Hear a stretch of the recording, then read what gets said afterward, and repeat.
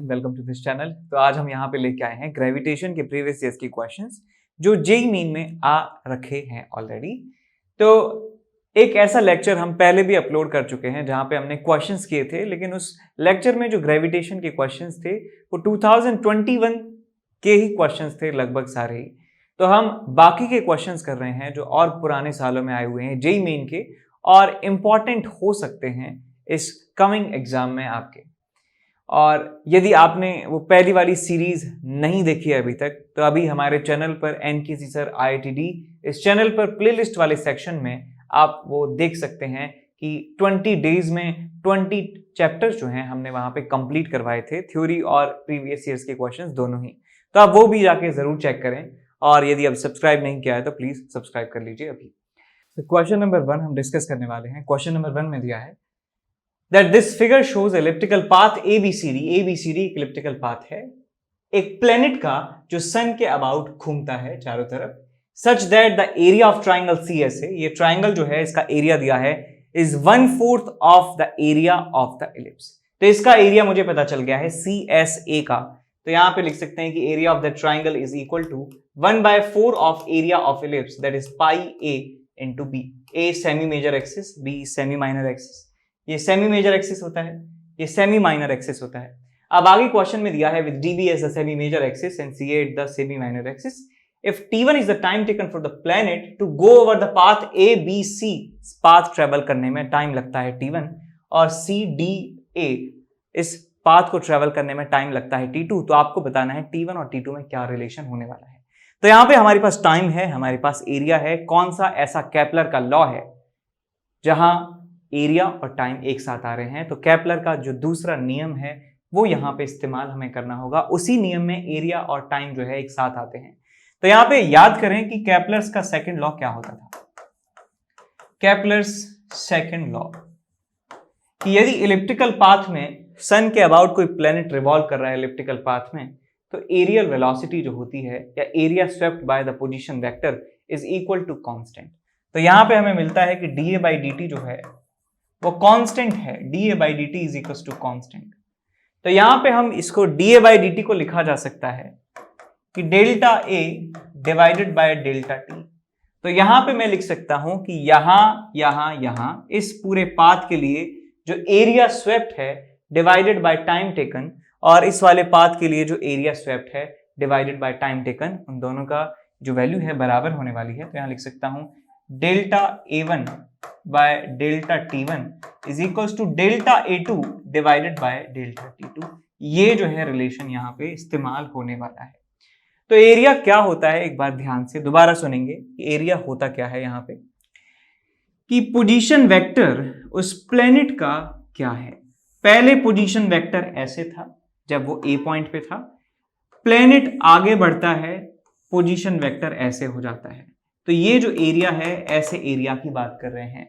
तो ऐसे जब A से लेके C पॉइंट तक पहुंच जाएगा प्लेनेट, तो एरिया स्वेप्ट की बात करेंगे तो एरिया स्वेप्ट जो आपको मिलेगा वो पूरा एरिया होने वाला है। तो ये जो रेड कलर से मैंने शेड किया है ये पूरा एरिया डेल्टा A1 के बराबर कहलाता है, और इस एरिया को स्वीप करने में कितना समय लगा है, T1 के बराबर समय लगा है। तो यहाँ डेल्टा A1 की वैल्यू आप लिख सकते हैं। डेल्टा A1 की वैल्यू कैसे लिखेंगे, इस रेड वाले पार्ट की वैल्यू कैसे लिखेंगे कि आधा इलिप्स है और एक ट्राइंगल है, आधा इलिप्स का एरिया और इस पूरे ट्राइंगल का एरिया ही डेल्टा A1 के बराबर है। तो डेल्टा A1 की वैल्यू लिखी जा सकती है पाई AB डिवाइडेड बाई 2, ये तो आधे इलिप्स का एरिया हो गया, प्लस ट्राइंगल का एरिया कितना है 1/4 पाई AB, ये क्वेश्चन में दिया है, डिवाइडेड बाय कितना समय लगा है इसको ट्रेवल करने में, time T1 is equal to, अब CDA इस पूरी जर्नी में कितना एरिया स्वीप हुआ है ये चेक कर लेते हैं। तो पहले जब प्लेनेट C पे था तो पोजीशन वेक्टर था ऐसे, उसके बाद प्लेनेट आगे बढ़ता है, पोजीशन वेक्टर यहां आ जाता है, प्लेनेट आगे बढ़ता है, पोजीशन वेक्टर यहां आ जाता है, पोजीशन वेक्टर यहां, और पार्टिकल जब A पर पहुंच जाता है तो पोजीशन वेक्टर ये हो जाता है। तो ये जो एरिया है जो मैं ब्लू कलर से इसको पेंट कर रहा हूं, ये एरिया है डेल्टा A2 जो स्वीप किया है C से A की जर्नी में। तो हम यहां पे लिख सकते हैं delta A2 divided by delta T2। अब इस एरिया को कैलकुलेट कैसे करें कि आधा जो इलिप्स है इस आधे इलिप्स के एरिया में से इस ट्राइंगल का एरिया में माइनस कर दूं तो मुझे ये वाले पार्ट का एरिया पता चल जाएगा। तो यहां पे हम लिख सकते हैं इसे कि pi A B divided by 2 minus pi A B by 4 divided by time इसमें लगा है T2 के बराबर। इसे सॉल्व कर लेंगे। पाई ए बी से पाई ए बी गया, पाई ए बी से पाई ए बी गया, आपको मिलता है 1/2 plus 1/4 that is 3/4 T1 is equal to 1/2 minus 1/4 that is 1/4 T2। तो यहां से 4 से 4 चला गया, आपको मिलता है T1 is equal to 3 T2। ये आपको आंसर यहां पे मिल जाता है। अब चलते हैं अगले क्वेश्चन की तरफ। क्वेश्चन नंबर 2 में दिया है India's Mangalyaan was sent to the Mars. Mars का मतलब मंगल ग्रह। By launching it into a transfer orbit, इसको एक ट्रांसफर ऑर्बिट में लॉन्च कर दिया जाता है और ये यहां से अर्थ से मार्स तक पहुंच जाता है। और आपको क्वेश्चन में पूछा गया है अंत में कि अर्थ से मार्स तक पहुंचने में कितना समय लगता है, ये आपको बताना है। अर्थ से मार्स में पहुंचने में कितना समय लगता है आपको क्वेश्चन में दिया हुआ है कि ये अर्थ का ऑर्बिट है, ये जो है ये अर्थ का ऑर्बिट है, ये मार्स का ऑर्बिट है। अर्थ के ऑर्बिट का सेमी मेजर एक्सिस जो है वो AE के बराबर है और मार्स के ऑर्बिट का जो सेमी मेजर एक्सिस है वो AM के बराबर है। आपको बताना है यहां से यहां जाने में कितना समय लगेगा। अब इस पूरे पाथ को देखिए बेटा, E से लेके M तक जो पाथ है, ये वाला पाथ ट्रांसफर ऑर्बिट जिसे कहा गया है, ये एक इलिप्स है। ये क्या है? एक इलिप्स है। और यदि मैं इसको यहां से dot dot dot dot dot dot dot dot बना दूं तो ये हमारे पास कंप्लीट इलिप्स बन जाएगा। तो मैं यहां पे 2 ऑर्बिट्स की बात कर रहा हूं कि ये जो हमारा सैटेलाइट है, क्या है हमारा मंगलयान जो है, मंगलयान यदि इस अर्थ के ऑर्बिट में घूमता है तो उसका टाइम पीरियड अलग होता है, और यदि ये इस ट्रांसफर ऑर्बिट में घूमेगा तो इसका टाइम पीरियड कुछ अलग होगा। तो मैं मान लेता हूं कि ट्रांसफर ऑर्बिट में इसका टाइम पीरियड जो है वो TT के बराबर है। ट्रांसफर ऑर्बिट में टाइम जो है वो TT के बराबर लगता है। और इस ट्रांसफर ऑर्बिट में जब ये घूमेगा तो मैं इस ऑर्बिट का, इस इलिप्स का सेमी मेजर एक्सिस बता सकता हूं कि कितना होगा। इस इलिप्स का जो नीले रंग से मैंने बनाया है, इसका सेमी मेजर एक्सिस बता सकते हैं कितना होगा कि ये जो सबसे लार्जेस्ट डिस्टेंस है, maximum distance between 2 points on ellipse, ये मेजर एक्सिस है, इसका आधा सेमी मेजर एक्सिस है। तो ये पूरा डिस्टेंस कितना है? AM प्लस AE के बराबर। तो इसका सेमी मेजर एक्सिस मिल जाएगा AM plus AE divided by 2। अब यही मंगलयान यदि अर्थ के ऑर्बिट में घूमता है तो उसका समय, टाइम पीरियड होता है 365 डेज। तो ये 365 डेज और इसका जो सेमी मेजर एक्सिस है अर्थ के ऑर्बिट में कितना है? AE के बराबर। तो मैं कह सकता हूं कि हमारा जो मंगलयान है, उस मंगलयान के लिए मैं केपलर का थर्ड लॉ इस्तेमाल कर सकता हूं कि सन के अबाउट ये यहां भी घूमता है, सन के अबाउट ये इस वाले ऑर्बिट में भी घूम रहा है। तो T square proportional to A cube. So TT का square proportional to is equal to some constant into इसका क्यूब, और इसका square is equal to same constant के AE का क्यूब। इन दोनों इक्वेशंस को आप क्या कर दीजिए? डिवाइड कर दीजिए। तो आपको मिल जाएगा TT का स्क्वायर डिवाइडेड बाय 365 का square is equals to AM plus AE by 2 times AE का क्यूब। यहां से आपको ये TT की वैल्यू यहां से मिल जाने वाली है। TT जो है पूरा टाइम पीरियड है इस इलिप्टिकल पाथ में ट्रेवल करने का, लेकिन हमें यहां से यहां का पाथ, यहां से यहां का टाइम निकालना है। तो मैं कह सकता हूं कि पूरे टाइम पीरियड का जो है आप आधा कर दीजिए, हमें टाइम मिल जाएगा यहां से यहां जाने का। तो हमारा फाइनल आंसर जो होगा that will be equal to TT by 2 will be your answer.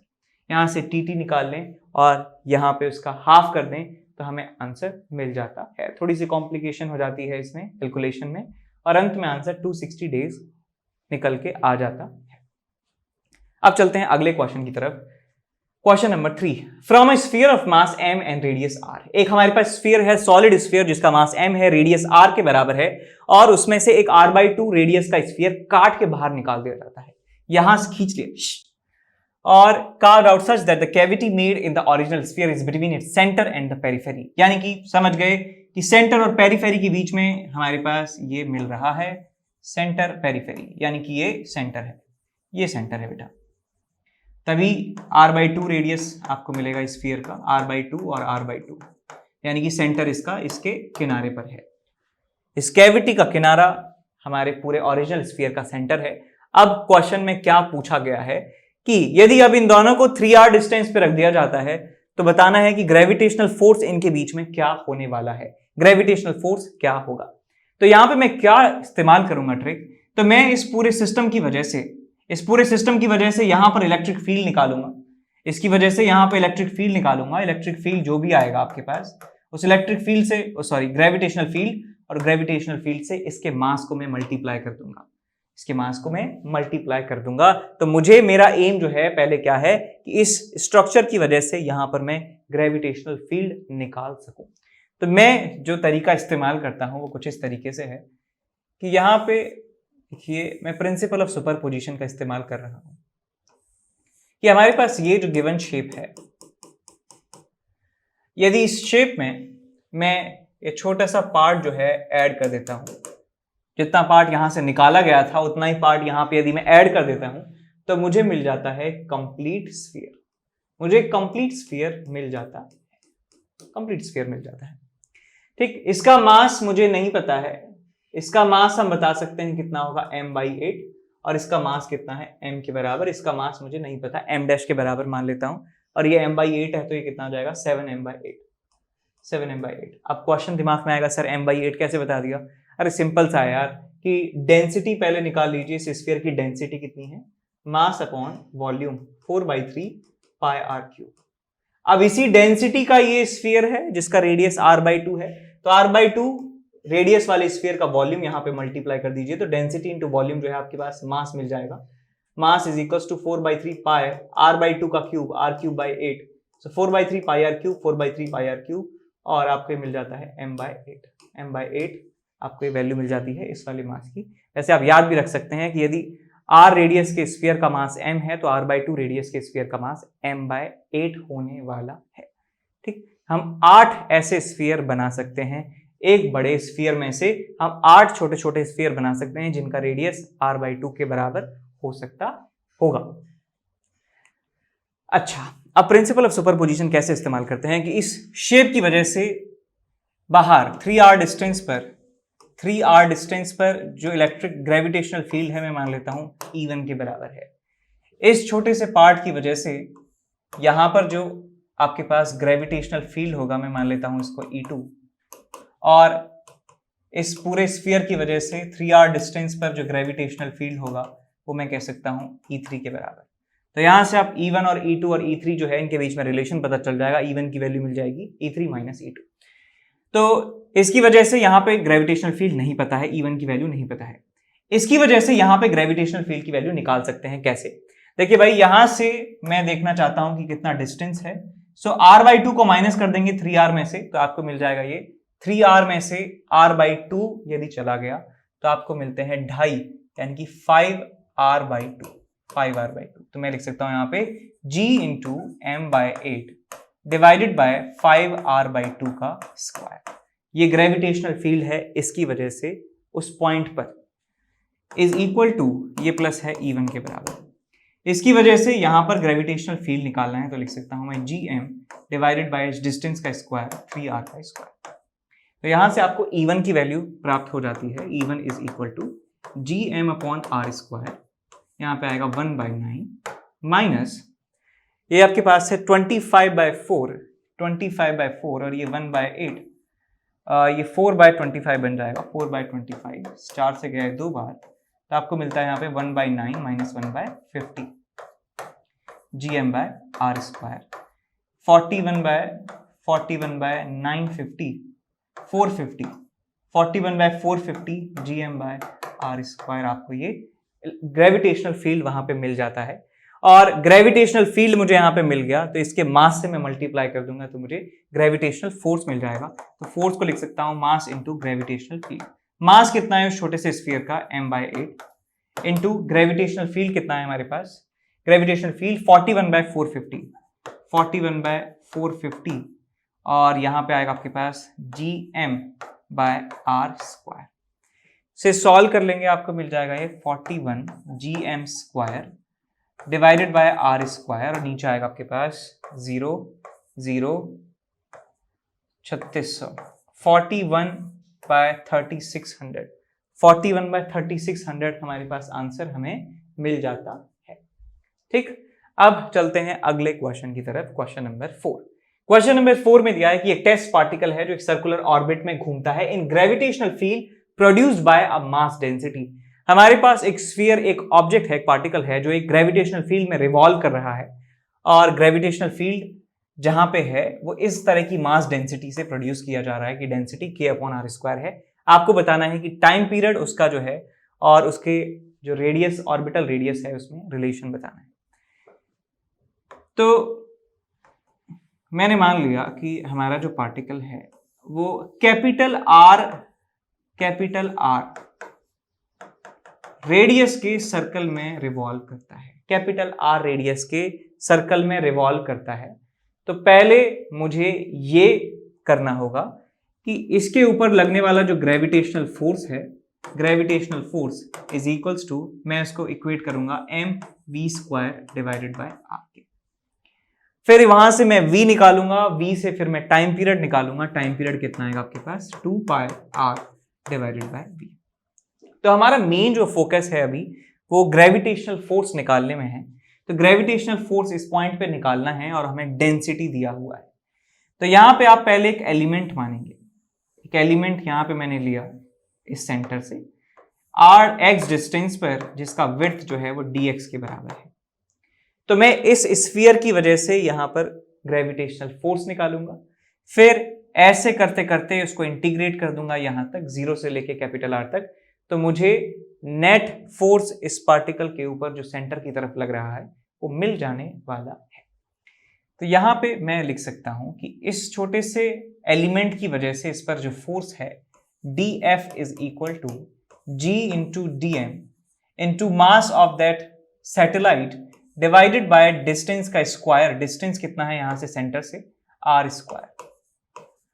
इसको इंटीग्रेट करना है 0 से लेके f और 0 से लेके कैपिटल R। तो यहां से g अपॉन कैपिटल R², यहां पे स्मॉल m भी है, dm को जो है इंटीग्रेट करना है। तो यहां पे dm की वैल्यू लिखी जा सकती है डेंसिटी इंटू इतने से पार्ट का वॉल्यूम। तो लिख सकता हूं density which is k upon x² into volume 4πx² into dx। Integrate करेंगे 0 से लेके कैपिटल R तक, आपको मिलता है gm upon capital R²। x² से x² गया, k 4π सब कांस्टेंट है, कांस्टेंट बाहर आ जाएंगे, अंदर बचेगा dx, dx का इंटीग्रेशन x का लिमिट लगाएंगे r से 0 में, तो आपको मिलेगा k इंटू 4π इंटू r। ये आपको फोर्स मिल जाता है, ग्रेविटेशनल फोर्स जो उस पार्टिकल के ऊपर लग रहा है, सैटेलाइट के ऊपर लग रहा है। अब उस फोर्स को हमें mv² बाय r के बराबर करना है। तो आपको यहां से मिल जाता है 4π gm r, r से तो एक r चला गया, नीचे एक r बचा है, ये r चला गया, 4π gm k भी है यहाँ पे, is equals to m into v² divided by r। r से एक r चला गया, m से m चला गया, आपको v मिल जाता है under root of k 4π g। अब यहाँ पे देखिए बेटा, इस सारी की सारी वैल्यू जो है वो कांस्टेंट है, इसका मतलब ये जो स्पीड है वो कांस्टेंट स्पीड हमें मिल चुकी है। अब कांस्टेंट स्पीड है तो मैं टाइम पीरियड यहाँ पे इस्तेमाल कर सकता हूँ 2πr डिवाइडेड बाय v। तो यहाँ पे ये कांस्टेंट है तो टाइम पीरियड में लिख सकता हूँ is proportional to r to the power 1। So time period is proportional to r की पावर 1, या फिर इसे लिख सकता हूँ t upon r is equals to constant. So t upon r is equals to constant भी इसे लिखा जा सकता है। तो ए ऑप्शन जो है हमारा सही हो जाएगा। तो क्वेश्चन नंबर 5 हम डिस्कस करने वाले हैं। इसमें दिया है कि दो सॉलिड स्फीयर हैं जिनका रेडियस r1 और r2 के बराबर है और उनके मासेस m1 और m2 के बराबर हैं। हमें क्वेश्चन में ये पता लगाना है कि m1 और m2 का जो रेशियो है वो कितना होगा। अब इस क्वेश्चन में जो आपको ग्राफ दिया हुआ है कुछ इस तरीके से है कि पहले वाले स्फीयर का जो ग्राफ है वो ये वाला है। पहले ग्राफ स्ट्रेट लाइन होता है, एकदम से अपना शेप चेंज कर लेता है, और हम ये बात जानते हैं कि एक सॉलिड स्फीयर का ग्राफ जो होता है वो इस तरीके से ही आता है। यहाँ इनसाइड रीजन में जो ग्रेविटेशनल फील्ड है वो gm x अपॉन r³ के बराबर होता है और आउटसाइड पॉइंट के लिए gm अपॉन r² के बराबर होता है हमारा जो ग्रेविटेशनल फील्ड है। इसलिए ग्राफ का जो नेचर है वो सडनली चेंज हो जाता है जैसे हम इनसाइड रीजन से आउटसाइड रीजन में पहुंच जाते हैं। इसका मतलब ये जो पॉइंट है जहां पे ग्राफ का नेचर चेंज हो रहा है, ये सरफेस को रिप्रेजेंट कर रहा है, यानी कि हम सरफेस वाला कोई पॉइंट आ चुका है। तो मैं कह सकता हूं पहला वाला जो आपके पास ग्राफ है उसका जो रेडियस है वो 1 यूनिट के बराबर है और उस सरफेस पर जो ग्रेविटेशनल फील्ड की वैल्यू है वो 2 के बराबर है। तो यहां पे हम लिख सकते हैं gm1 डिवाइडेड बाय रेडियस का स्क्वायर 1 का square is equal to 2 units, equation number 1। और दूसरे वाले ग्राफ की तरफ देखें तो इस वाले पॉइंट पर नक्शा चेंज हो रहा है ग्राफ का, तो उसके सरफेस पर ही हो रहा होगा, मैग्नीट्यूड सरफेस पर हो जाता है 3 के बराबर। तो यहां लिख सकते हैं gm2 डिवाइडेड बाय 2 का square is equal to 3, equation number 2। इन दोनों इक्वेशंस को क्या करिए, डिवाइड कर दीजिए। तो दोनों इक्वेशंस को आप डिवाइड करेंगे तो आपको क्या मिलेगा, m1 by m2 into 4 is equal to 2 by 3। 2 से चला गया है 2 बार और m1 बाय m2 की वैल्यू आपको मिल जाती है, that is equal to 1 by 6। So 1 by 6 हमारा आंसर हो जाएगा। आगे चलते हैं क्वेश्चन नंबर 6 की तरफ, जिसमें दिया है कि एक सॉलिड स्फीयर का मास m है, रेडियस r है। एक r/2 रेडियस का स्फीयर यहां से रिमूव कर दिया जाता है। तो आपको बताना है कि gravitational potential at the centre of cavity आपको बताना है। तो potential at the centre of cavity बताने के लिए हम प्रिंसिपल ऑफ सुपरपोजिशन का इस्तेमाल यहाँ पे करने वाले हैं। तो मैं वही अपना मेथड पुराना इस्तेमाल करूंगा। ये हमारे पास गिवन शेप है, ये हमारे पास गिवन शेप है। यदि शेप में हम ऐड कर देते हैं इतना ही बड़ा इसी मटेरियल का स्फीयर, तो हमें क्या मिल जाएगा, इसमें इसको जोड़ देते हैं या इसको इसके ऊपर रख देते हैं तो हमें मिल जाता है एक कंप्लीट स्फीयर। अब मैं प्रिंसिपल ऑफ सुपरपोजिशन का इस्तेमाल करूंगा, यानी इस शेप की वजह से इस पॉइंट पर पोटेंशियल V1 के बराबर है, मैंने माना। इस स्फीयर की वजह से इस पॉइंट पर जो पोटेंशियल है वो V2 के बराबर है और इस पूरे शेप की वजह से इस पॉइंट पर जो पोटेंशियल है वो V3 के बराबर है। ठीक, तो ये हमें यहाँ पे इक्वेशन का इस्तेमाल करना है। सो V1 की वैल्यू हम लिख सकते हैं अंत में V3 माइनस V2। तो यहाँ देखिए बेटा, इसका मास हम यहाँ पे बता सकते हैं, इसका मास भी बता सकते हैं, पिछले क्वेश्चन में कर चुके हैं। यदि एक r रेडियस के यूनिफॉर्म स्फीयर में से r/2 रेडियस का स्फीयर काटा जाता है तो इस वाले स्फीयर का मास होता है m/8 के बराबर। इसका मास हो जाएगा 7m/8 के बराबर और इसका मास हो जाएगा m के बराबर। ठीक, इसका m मान लेते हैं तो इसका m/8, इसका 7m/8। तो ये एक सॉलिड स्फीयर है छोटा जिसका रेडियस है r/2। इसके सेंटर पर यदि आपको पोटेंशियल निकालना है तो मैं फॉर्मूला लिख सकता हूं, ये V2 की वैल्यू लिख रहा हूं मैं, -3/2 gm/r। ये फॉर्मूला होता है सेंटर पर पोटेंशियल निकालने का, 3/2 gm/r के बराबर। तो इसका मास m/8 लिख दिया, रेडियस r/2 लिख दी। अब इसकी वजह से यहां पर मुझे पोटेंशियल निकालना है, इसका मास m है, रेडियस r है, इसका पोटेंशियल इस पॉइंट पर जो है V3 के बराबर है। तो मैं V3 यहां पे लिखूंगा, फॉर्मूला लगाऊंगा kq/g-gm/2r3, 3r² - r²।